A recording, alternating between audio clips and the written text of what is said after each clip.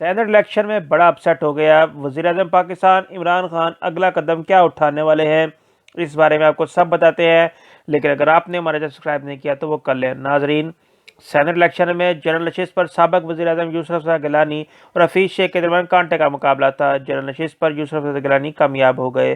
اس کو Saint election کا سب سے بڑا اپسیٹ قرار دیا گیا۔ ریٹرننگ افسر کے مطابق یوسف رضا گیلانی نے 169 ووٹ جبکہ حفیظ شیخ نے 164 ووٹ حاصل کیے۔ یوسف رضا گیلانی حفیظ شیخ کو 5 ووٹوں سے شکست دے کر سینیٹر منتخب ہوئے۔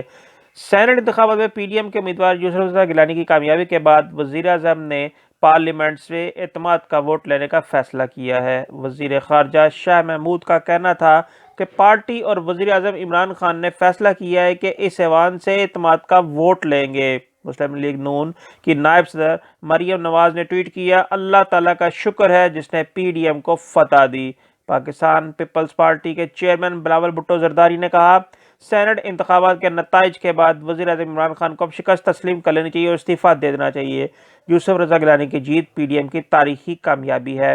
یوسف رضا گیلانی نے کہا، پی ڈی ایم کی تمام جماعتوں کا شکر گزار ہوں، یہ جمہوریت کی فتح ہے۔ مسلم لیگ نون کے قائد نواز شریف نے بھی انہیں فون کر کے اس کامیابی پر مبارکباد دی۔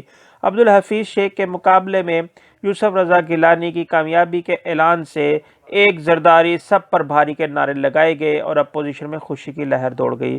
اگر ہماری ویڈیو پسند آئے تو اسے لائک، کمنٹ اور شیئر کریں۔ دیکھتے رہیں نواز درویش۔